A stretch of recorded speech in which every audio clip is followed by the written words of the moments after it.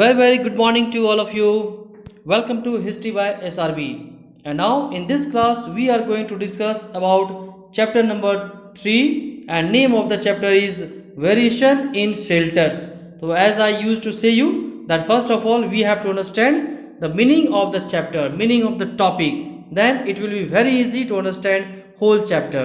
तो मैं आपको बताता हूँ कि आपको चैप्टर स्टार्ट करने से पहले चैप्टर की समरी जाननी है और चैप्टर की जो टॉपिक होती है इसकी मीनिंग को जाननी है। और यदि आप मीनिंग को जानते हो तो चैप्टर को समझने में बहुत ही इजी होता है। तो let's we start to discuss and understand what is the meaning of the topic. तो यहाँ देखो टॉपिक में क्या कहेगी, चैप्टर का नाम में क्या बताया गया, वेरिएशन इन शेल्टर्स। तो वेरिएशन का मतलब होता है डिफरेंट टाइप्स के, अलग अलग तरह के, और शेल्टर्स का मीन्स क्या होता है, रहने का प्लेसेस, यानी अलग अलग प्लेसेस। यहाँ पर क्या होगा, वेरिएशन इन शेल्टर्स, यानी कि अलग अलग तरह के रहने की जगह कैसे होते हैं इसके बारे में इस चैप्टर में दी गई है। और इस चैप्टर में हमें इसी के बारे में डिस्कस करनी है कि अलग अलग घर कैसे होते हैं इसके बारे में, different types of shelters, different types of houses. So let's we start without doing delay. तो यहाँ पर हम लोग बिल्कुल लाइन बाय लाइन भी पढ़ेंगे और समरी भी इसको हम लोग कंप्लीट करेंगे। तो यहाँ पर स्टार्ट करेंगे हम लोग फर्स्ट लाइन से। और क्या है फर्स्ट लाइन में दी गई है, तो see the first line here, look at the pictures at the Bhimbetka rock shelter of Madhya Pradesh. तो आपको अंडरलाइन भी करनी है, Bhimbetka rock shelter. Rock shelter means क्या हो गया, वैसा रहने का जगह जो चट्टानों से बना हुआ है, ठीक है, रॉक शेल्टर्स। ये रॉक शेल्टर का क्या नाम है, भीमबेटका। ये कहाँ पर है, मध्य प्रदेश में। तो इस तरह से इस तरह की इंफॉर्मेशन आपके एग्जाम में पूछी जा सकती है, इसलिए मैं आपको इस तरीके से बता रहा हूँ, ठीक है। तो यहाँ पर देखो एक एग्जाम्पल दी है, नीचे मैं आपको दिखाऊंगा, पिक्चर्स यहाँ दी गई है जो भीमबेटका रॉक शेल्टर है मध्य प्रदेश का दिया गया है। तो आपको दिखाता भी हो, ये देखिए इसकी बात यहाँ पर हो रही है ना, भीमबेटका रॉक शेल्टर है ये। चलिए अब मैं आपको इसको इसे एक्सप्लेन करता हूँ। Now they are the ancient stone age rock shelters with painting. और ये कैसा रॉक शेल्टर है, कैसा चट्टान का घर है, जो बहुत पुराना है, एंशियंट टाइम का है और इसमें बहुत सारे पेंटिंग्स दिए गए हैं। These permanent settlements are over 9000 years ago. और ये जो सेटलमेंट है, यानी कि ये जो घर है, ये जो रॉक शेल्टर्स है, कितने साल पुराने हैं, 9000 ईयर्स ओल्ड, 9000 साल पहले की है। Amazing. And they are 700 in numbers. और ये भीमबेटका रॉक शेल्टर में कितने हाउसेज हैं, 700, 700, 700 है। अमेजिंग है ना। And have around 400 painting. और यदि हम पेंटिंग की बात करें तो कितने पेंटिंग्स है, 400 पेंटिंग्स है। अब यहाँ देखो बताया गया है कि किन चीज़ों के बारे में हमें इंफॉर्मेशन देती है। तो किन के बारे में इंफॉर्मेशन देती है, they give us a lot of information about the life, tools and implements of the early man. यानी कि अर्ली मैन का जीवन कैसा था, कौन कौन से वो टूल्स हथियार यूज करते थे और कौन कौन सा चीज़ें जो यूज करते थे, है ना, हथियार हो गया, टूल्स हो गया, उनका जीवन कैसा था, कौन कौन सी चीज़ें यूज करते थे, कौन, अर्ली मैन। इन सब के बारे में जानकारी हमें रॉक शेल्टर से मिलती है, पेंटिंग से मिलती है।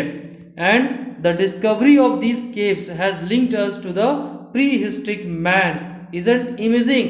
तो ये जो चीज़ें जो मिली है इससे हमें क्या मालूम चलता है, ये जो है मालूम चलता है ये प्री हिस्ट्रिक मैन के बारे में।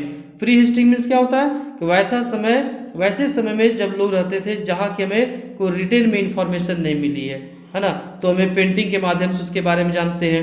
तो ये पेंटिंग के माध्यम से केव्स के बारे में या कुछ चीज़ें मिली है जिनके बारे में हमें लोगों के बारे में जानकारी मिलती है। तो वैसे टाइम को प्री हिस्ट्रिक मैन या प्री हिस्ट्रिक टाइम कहा जाता है। तो ये जानना बहुत ही अमेजिंग है।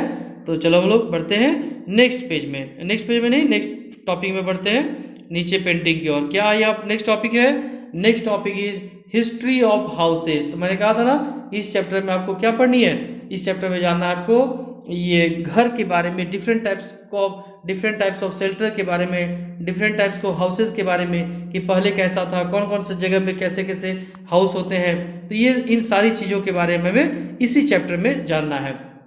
Now let's we start. तो फर्स्ट में क्या है कि caves were the earliest form of shelter for man, यानी मनुष्यों का सबसे पहला जो घर था वो क्या था, गुफाएं थी, केव्स थी, वहां लोग रहते थे। और when the early man gave up hunting and food gathering he became a food producer. अब देखो जो अर्ली मैन थे वो शिकार करते थे, हंटिंग करते थे और अपना जीवन चलाते थे, या हंटिंग करके अपने जो खाना होता था उसको इकट्ठा करके रहते थे। लेकिन बाद में क्या हुआ, वो फूड प्रोड्यूसर बन गए, यानी कि शिकार करना छोड़ दिए, या फिर शिकार भी करते थे, हंटिंग भी करते थे।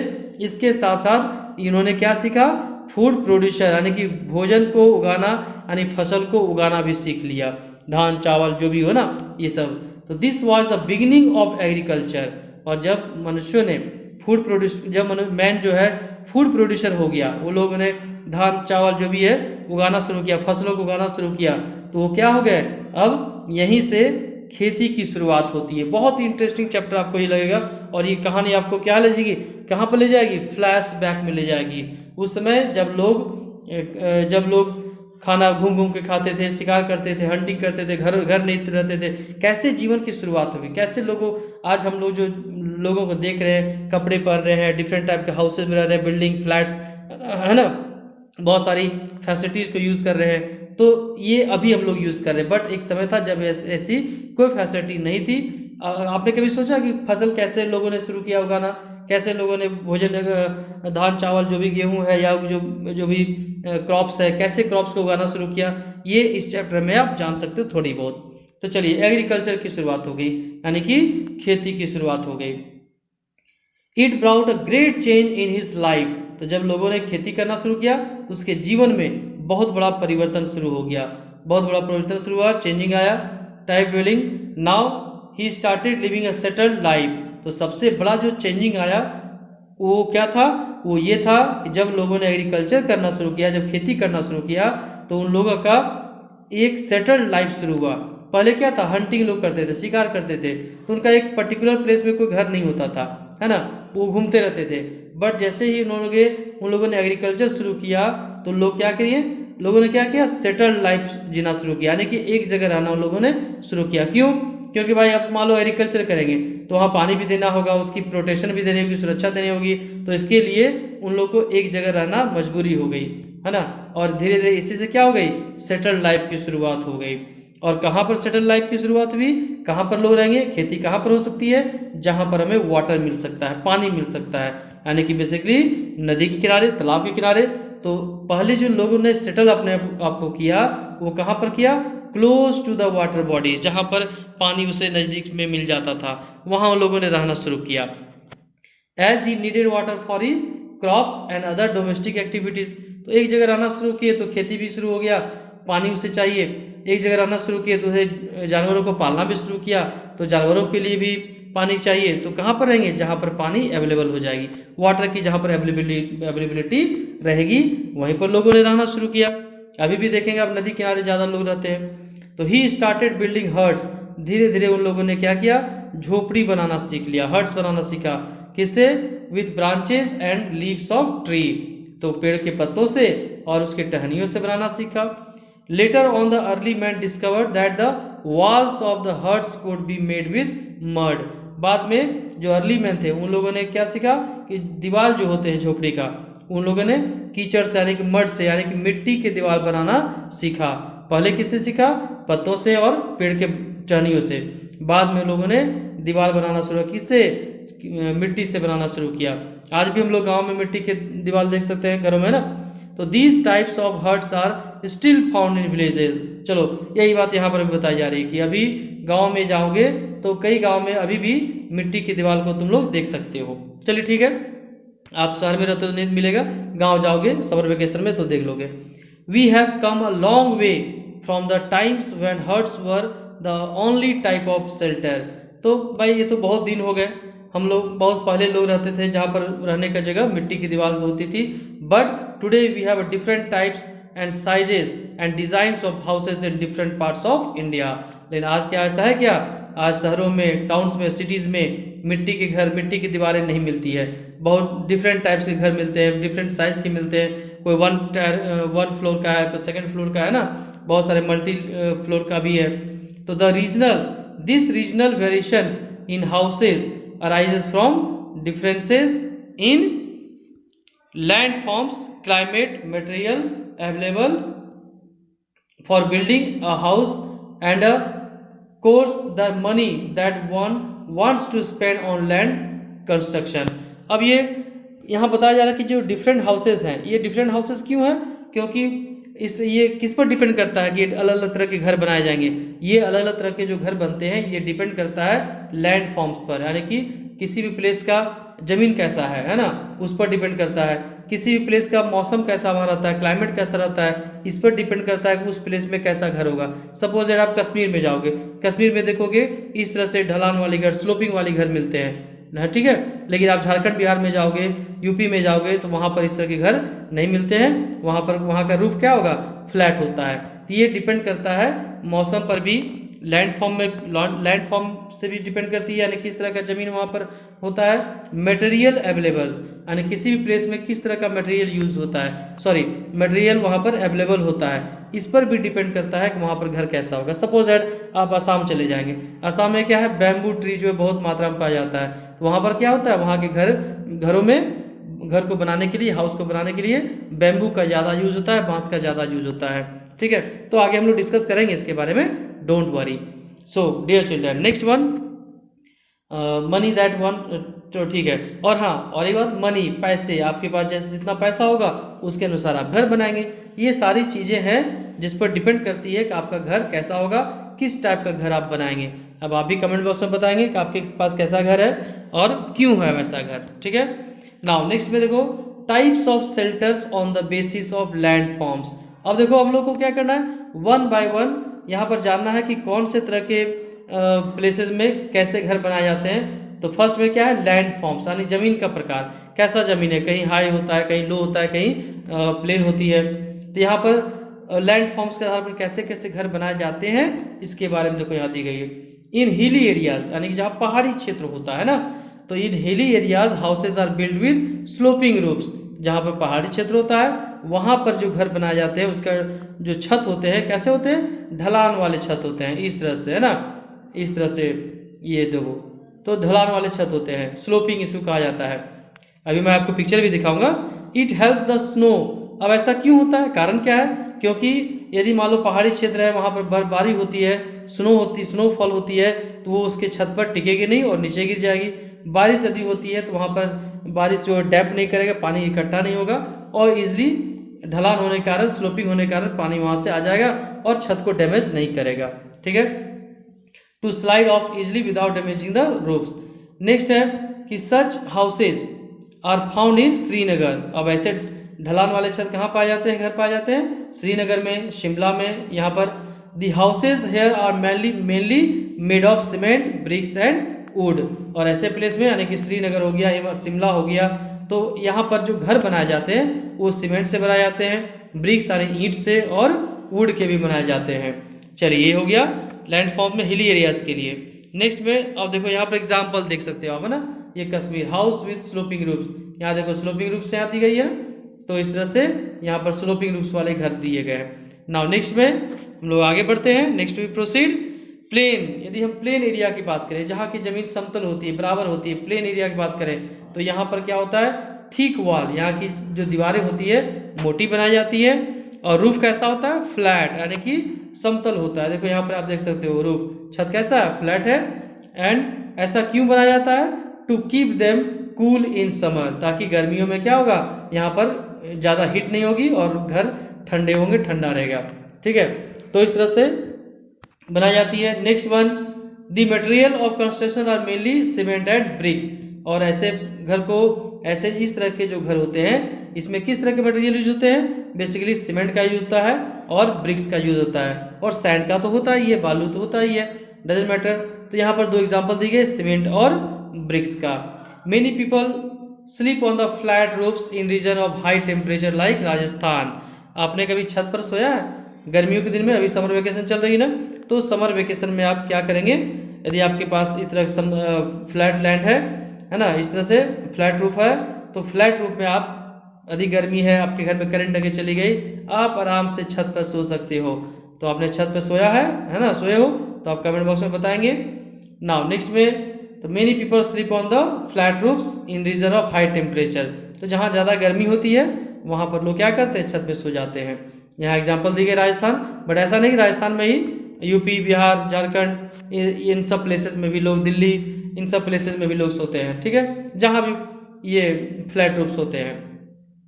इन cities high rise apartment buildings flats are common because of limited land and large population.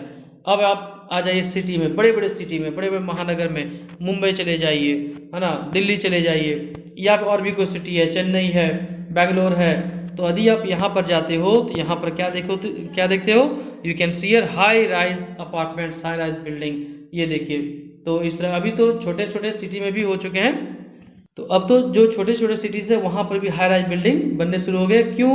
वहाँ पर लैंड जो होती है, ज़मीन लिमिटेड है, बहुत ज़्यादा ज़मीन नहीं पाई जाती है, और वहाँ पॉपुलेशन क्या होता है, बहुत ज़्यादा होता है। तो वहाँ पर ऐसे प्लेसेस में जहाँ पर लिमिटेड लैंड एरिया होता है, पॉपुलेशन अधिक होती है, वहाँ पर हाई राइज बिल्डिंग, इस तरह के बिल्डिंग बनाए जाते हैं। यदि आपने देखा है हाई राइज बिल्डिंग तो आप कमेंट बॉक्स में बताएंगे। नाउ नेक्स्ट वी प्रोसीड, तो आगे में क्या दी गई है, इन कोस्टल एरियाज। अब यहाँ पर बात करेंगे हम लोग कोस्टल एरियाज में कैसे घर बनाए जाते हैं। यहाँ देखो example, you can see example देख सकते हो यहाँ पर।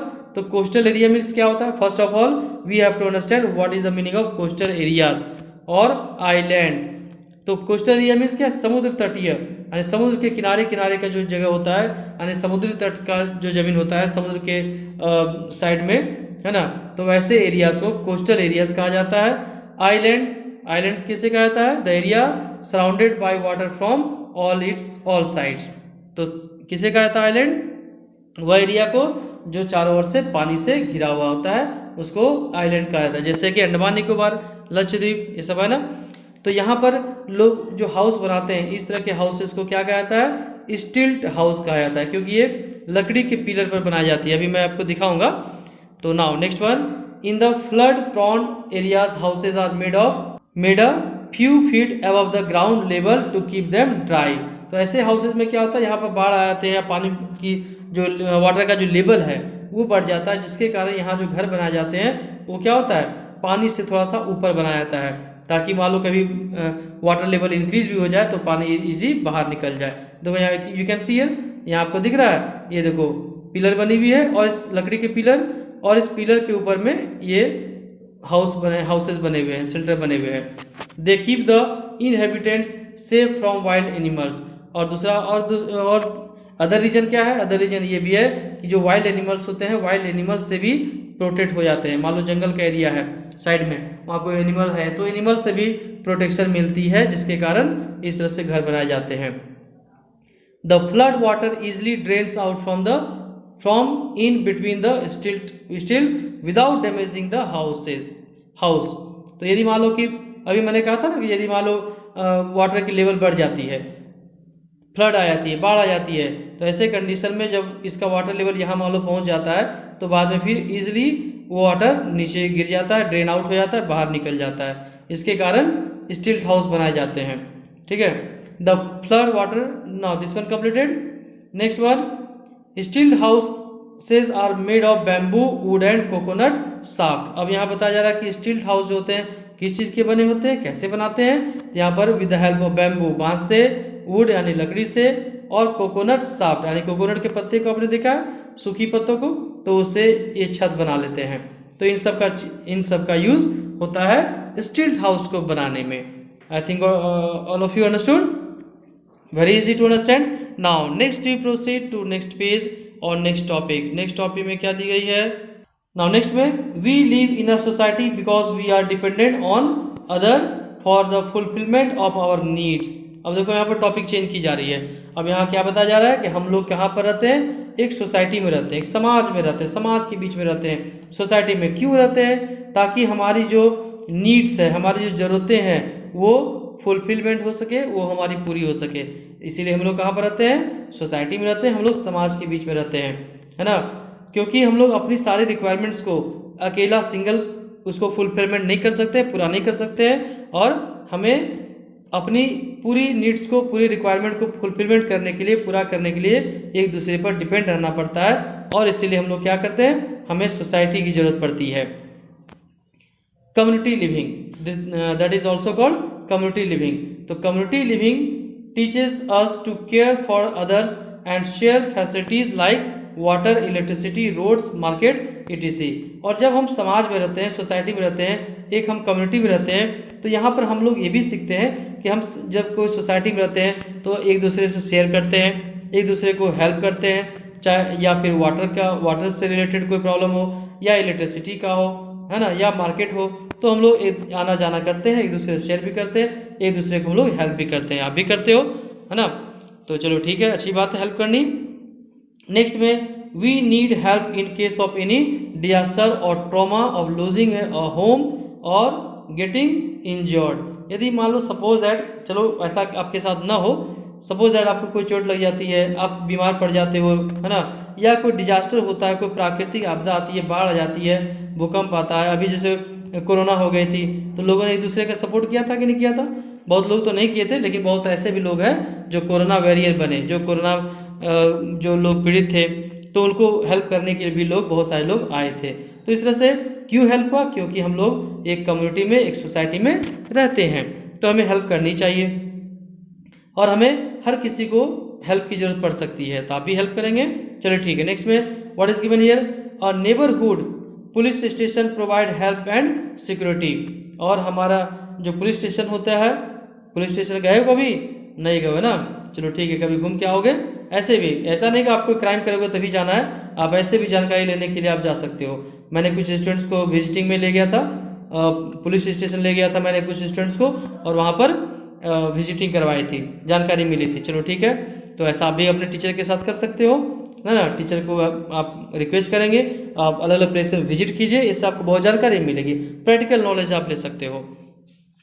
तो neighbourhood police station provide help and security. तो पुलिस स्टेशन हमें क्या देती है? हमें हेल्प करती है और हमें सिक्योरिटी देती है, हमारी रक्षा करती है। We also need service of hospital, ambulance and doctor to provide first add.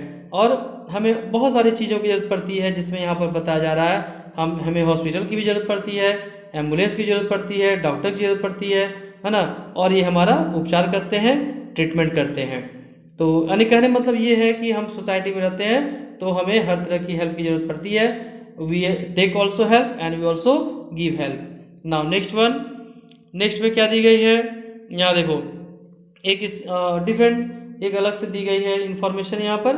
What is given, sharing space with neighbours, यानी कि पड़ोसियों के साथ में हमें स्पेस को, प्लेसेस को शेयर करना है। व्हाट इज गिवन हियर, चलो इसे भी जान लेते हैं हम लोग। किसी भी चीज़ को हमें स्किप नहीं करना है, एग्जाम में कहीं से भी पूछा जा सकता है, ठीक है। आपको अच्छा लग रहा है तो अच्छा लग रहा है तो आप लाइक भी करेंगे, और किसी चीज़ को if you not understanding anything, any word, any sentence, then also you have to write in the comment box so that I can tell you with the help of comment box. Okay, now there was a farmer who grew the best quality corn. एक किसान यहाँ पर है, और किसान के बारे में क्या कहा जा रहा है? वह कॉर्न की खेती करता था, यानी मकई की खेती, मक्के की खेती करता था, बहुत अच्छे तरीके से बेस्ट क्वालिटी का मकई वो उगाता था। Every year he won many prizes, और हर साल वो क्या जीता था? बहुत सारा प्राइज जीता था।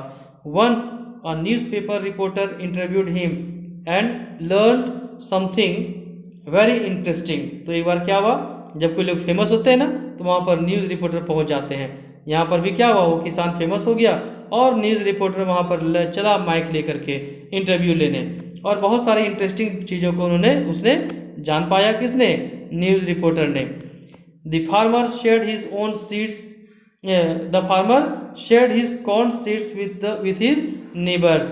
तो जो सीड से, जो अच्छा वो खेती बेस्ट क्वालिटी का मक्का उगाता था, उस सीड को क्या किया? उसने अपने पड़ोसियों को भी दिया। अगर बहुत सारे ऐसे लोग होते हैं ना कि चलो मेरा अच्छा दूसरे का अच्छा ना हो, ऐसा होता है ना, लेकिन ऐसा उसने नहीं किया, इसने अपने पड़ोसियों को दिया, ताकि अगर मेरा बेस्ट क्वालिटी का मक्का हो रहा है, आपका भी बेस्ट क्वालिटी का हो, है ना। सर्वे भवन्तु सुखिनः, आप पढ़े हो ना संस्कृत में, तो चलिए ठीक है। तो सबके भले के लिए सोचना चाहिए। How can you afford to share your corn seed with your neighbours, they are also entering the same competition with you. अब ये रिपोर्टर ने पूछा, अगर आप इतने अच्छे सीड्स को आप पड़ोसियों को देते हो, फिर तो आपका वो कॉम्पिटिटर हो जाएगा, आपके साथ कॉम्पिटिशन होगा, है ना। तो द रिपोर्टर आज उन्हें पूछा था कि आप ऐसा कैसे कर सकते हो, कैसे आप दे देते हो सर? तो किसान ने क्या कहा, फार्मर ने क्या कहा? Sir, the wind picks up pollen from the ripening corn and swirls it from field to field. Hence, I share my corn seeds with all my neighbors so that we all grow quality corns. How true. तो देखो कितनी अच्छी बातें कहा इस किसान ने, farmer ने। और इसी तरह की सोच आपको और हमको भी रखनी चाहिए। किसान ने कहा कि चलो भाई ठीक है, यदि मैं बेस्ट क्वालिटी का कॉर्न उगाता हूँ तो केवल मैं ही क्यों उगाऊँ, ये पूरे गांव के जो किसान हैं, पूरे गांव के जो लोग हैं जो भी खेती करते हैं, वो भी हमारी तरह ही बेस्ट क्वालिटी का कॉर्न उगाए। तो इससे हमारे गांव का क्या होगा, विकास होगा। वो अपने बारे में नहीं सोचा फार्मर ने, पूरे गांव के बारे में सोचा, पूरे सभी लोगों के बारे में सोचा। यही तो है सर्वे भवन्तु सुखिनः। चलिए ठीक, अच्छी बात लगी ना, आप भी ऐसा करेंगे। Now next we proceed. You can not improve the quality of your life unless your neighbour's life improves. बहुत अच्छी बात यहाँ पर कही जा रही है ना। लोग अपने पड़ोसियों से बहुत जलते हैं। कोई अगर तरक्की करती, प्रोग्रेस करती है तो लोग जलने लगते हैं ना, ईर्ष्या होती है, जेलस बन जाते हैं। ऐसा नहीं होना चाहिए। यहाँ क्या बोला जा रहा है कि यदि हम अपने पड़ोसियों को, यदि नेबर्स को, यदि पड़ोसी हमारा आगे नहीं होगा तो क्या हम आगे बढ़ पाएंगे, हम तरक्की कर पाएंगे? नहीं हो पाएगा। क्यों? क्योंकि वो लोग लग जाएंगे लेगिंग बिहाइंड में, आपके टांग को खींचने लग जाएंगे। तो ऐसा यदि हो कि यदि मैं भी अगर 100 अर्न कर रहा हूँ, यदि हमारी भी अर्निंग हो रही है और हमारे पड़ोसी की भी अर्निंग हो रही है, वो भी सक्सेस कर रहा है, वो भी ग्रो कर रहा है, तो हमारा दुश्मन ही नहीं रहेगा, हमारे हमसे जलने वाले लोग ही नहीं रहेंगे। तो क्या होगा, दोनों इंप्रूव करेंगे, पड़ोसी भी तरक्की करेगा और आप भी तरक्की करोगे, मैं भी तरक्की करूँगा, प्रोग्रेस करेंगे। तो इसलिए यहाँ पर कहा गया है कि जो हम अपनी क्वालिटी को तब तक इम्प्रूव नहीं कर सकते हैं जब तक कि हम अपने पड़ोसियों की क्वालिटी इम्प्रूव ना करें। तो पड़ोसी को भी लाइफ अच्छा बनाना है, नेबर की, और अपने भी बनानी है। ठीक है। Now those who want happiness must help others to find happiness. अब देखो, यदि हम खुश रहना चाहते हैं, यदि हम चाहते हैं हम खुश रहें, तो हमें क्या करनी चाहिए? दूसरों को भी खुश रखना चाहिए, दूसरों को भी हैप्पीनेस लानी चाहिए, तभी हम खुश रह सकते हैं। The welfare of each and every member of the society is necessary. जो भी समाज में लोग रहते हैं, हर किसी की भलाई होनी चाहिए, हर किसी का कल्याण होना चाहिए, हर किसी का वेलफेयर होना चाहिए। आप ऐसी सोच रखेंगे तो आगे बढ़ेंगे। The story highlights the importance of our responsibility and teaches us community living. अब देखो, ये जो कहानी दी गई फार्मर की, इस कहानी से हमें क्या सीखा, क्या बतला रही है? ये बतला रही है कि समाज के प्रति हमारी रिस्पॉन्सिबिलिटी क्या है, हमारे कम्युनिटी के प्रति हमारी रिस्पॉन्सिबिलिटी क्या है। तो इस चीज़ को हमें बताती है, हमारी जिम्मेदारियां क्या है। तो create a happy, safe and comfortable neighbourhood. तो हमारा पड़ोस कैसा होना चाहिए? हमारा पड़ोस कैसा होना चाहिए? खुशहाल होना चाहिए, सेफ, सुरक्षित भी होनी चाहिए, और कंफर्टेबल लाइफ जीना चाहिए ना, आराम का जीवन जियो, एकदम अच्छे से एकदम कंफर्टेबल लाइफ को एंजॉय करो। तो आप भी इंजॉय करो, आपके पड़ोसी भी इंजॉय करेंगे, सभी इंजॉय करेंगे, तो बहुत ही अच्छा लगेगा, है ना। नाउ नेक्स्ट में देखो, फिर से यहाँ पर एक डू यू नो आ गई है। क्या बताया गया है इस डू यू नो में? What it has been told, the police encourages people to follow the neighbourhood watch plan. देखो बहुत इंपॉर्टेंट है, नेबरहुड वॉच प्लान क्या है ये? Any suspicious character of activity in the locality must be reported by neighbours. यदि आपके colony में, आपके समाज में या सोसाइटी में या आपके गांव में या जहां पर आप रहते हो, है ना, कॉलोनी है या गांव है, वहां आपको क्या करना, यदि आप देखते हो कोई ऐसा आदमी है जिस पर आपको डाउट हो रहा है, शक हो रहा है कि वो चोर हो सकता है या कुछ गलत काम कर सकता है, यदि ऐसा आपको महसूस हो, यदि आपको ऐसा लगे, फील हो, तो आपको क्या करनी चाहिए? आपको तुरंत लोकल पुलिस को खबर करनी चाहिए या अपने पड़ोसियों को बतानी चाहिए और उस पर नज़र रखनी चाहिए। तो इसी को that is called neighbourhood watch plan. तो इससे आप भी सुरक्षित रहेंगे और आप अपने नेबर को भी सेफ रखेंगे, सुरक्षित रखेंगे। It is a wonderful way of crime prevention. और इससे क्या होगा? क्राइम प्रिवेंशन होगा, यानी कि अपराध नहीं होगा, क्राइम नहीं होगा। इसको हम लोग रोक सकते हैं, क्राइम को रोक सकते हैं, तो आप रोक सकते हो, है ना। And ensuring safety of resident. और यदि आप दूसरे के घर की देखभाल करेंगे, दूसरे के घर को प्रोटेक्ट देंगे, आपका घर भी सुरक्षित होगा। तो इस तरह से आप जहाँ पर रहते हो, आपका जो रेसिडेंट है, आपका जो घर है, वो क्या होगा? सेफ रहेगा, है ना। Specially the elderly members and children. और इसके साथ साथ आपके जो घर के मेंबर है, एल्डरली मेंबर हैं, घर के जो बच्चे हैं, ये भी क्या रहेंगे? ये भी सुरक्षित रहेंगे। तो इस तरह से हमें मिलजुल कर एक दूसरे की हेल्प करनी है और इससे पूरे सोसाइटी का, पूरे कंट्री का हेल्प होगा। नाउ नेक्स्ट वन, तो नेक्स्ट वन में व्हाट इज गिवन है, next one caring for neighbours, यानी पड़ोसियों की देखभाल करना। कैसे आप पड़ोसी की देखभाल करेंगे नेबर्स की? तो most people keep their own homes neat and tidy from inside but don't hesitate to throw the garbage on the streets. Very very bad habit. आपने देखा होगा कि बहुत सारे ऐसे लोग आपको मिलेंगे जो अपने घर को बहुत साफ सुथरा करेंगे, बहुत क्लीन करेंगे, और अपने घर के कचरे को, गार्बेज को क्या करेंगे, घर के बाहर दूसरे घर के सामने में फेंक देते हैं। आपने देखा? मैंने तो बहुत बार देखा है। यदि आपने देखा होगा तो आप कमेंट बॉक्स में बताएंगे, ठीक है। तो ऐसे भी बहुत सारे लोग होते हैं जो अपने घर को साफ रखेंगे और आस पड़ोस में कचरा फेंक देंगे, गार्बेज को फेंक देंगे और वहाँ पर गंदगी करेंगे। तो ये क्या गुड हैबिट है? बिल्कुल ही गुड हैबिट नहीं है, बैड हैबिट है। इससे स्ट्रीट गंदा होता है ना, गलियों में गार्बेज जमा हो जाता है, कचरा जमा हो जाता है, और ये अच्छी बात नहीं है। तो आप यहाँ देखो क्या बताया जा रहा है, imagine the condition of streets if everyone acted in this manner. तो आप कल्पना करो यदि हर व्यक्ति ऐसा ही करेगा, घर में साफ सफाई करेगा और कचरे को कहाँ फेंक देगा, स्ट्रीट्स में, गलियों में फेंकेगा या घर के दूसरे के घर के बाहर फेंक देता है, तो कैसा प्लेस हो जाएगा, कितना डर्टी प्लेस हो जाएगा, कितनी गंदगी वहाँ हो जाएगी और यहाँ पर डिजीज भी फैलने लगेगी, है ना। तो ऐसा हो जाएगा।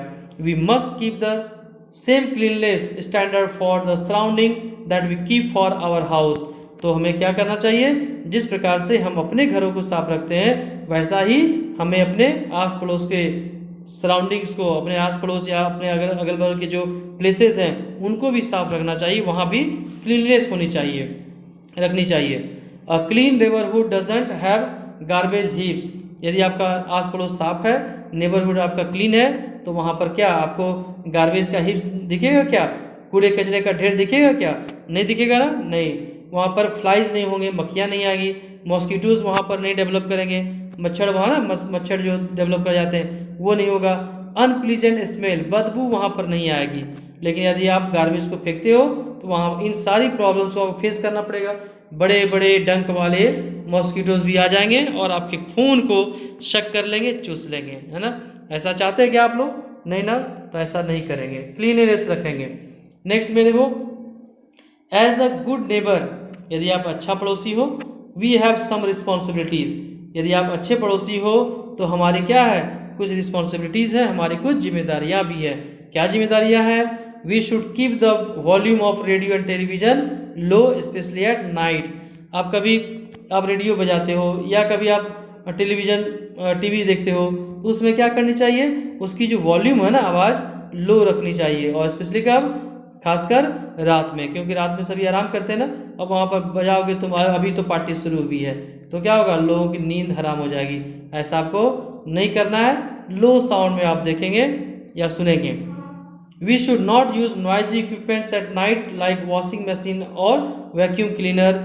और यहाँ पर रात में हमें क्या करनी चाहिए, रात में कोशिश करें कि वॉशिंग मशीन का यूज़ नहीं करें, वैक्यूम क्लीनर का भी यूज़ नहीं करेंगे, या कोई भी ऐसा इक्विपमेंट है जिससे बहुत ज़्यादा साउंड आती है, नॉइज़ होती है, तो ऐसी चीज़ों को यूज़ नहीं करना है, नहीं तो दादाजी आपके जाग जाएंगे और पड़ोसी के दादाजी भी जाग जाएंगे, है ना, जाग जाएंगे। तो ये अच्छी बात नहीं है, ऐसा नहीं करना है।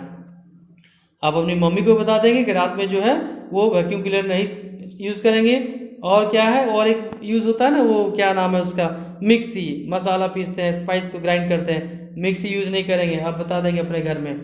Now we must inform our neighbours in advance if we are having a party. और यदि आप बर्थडे पार्टी है या मैरिज पार्टी है, तो यदि ऐसा है तो आप अपने पड़ोसी को, अपने नेबर को पहले से ही बता देंगे कि अभी मैं देखो ऐसा मैं करने जा रहा हूँ, पार्टी में अटेंड करने जा रहा हूँ, थोड़ी सी प्रॉब्लम आपको हो सकती है, तो आप इसको नेगलेक्ट करेंगे, है ना। चलो ठीक है, ऐसा भी कर सकते हो। तो we can also organise a car pool with neighbours and share the parking space peacefully. बहुत लोग ऐसा होता है ना, अपनी कार पार्किंग को लेकर के झगड़ने लगते हैं, मैं यहाँ लगाऊंगा, आप यहाँ नहीं लगाएंगे, ऐसा होता है ना। तो ऐसा हमें नहीं करनी चाहिए, हमें इजी माइंड से, कूल माइंड से हमें शेयर करनी चाहिए कार पार्किंग को, और झगड़े झंझट नहीं करनी चाहिए, है ना, ऐसा नहीं करना चाहिए। Always be ready to help your neighbours in case of emergency.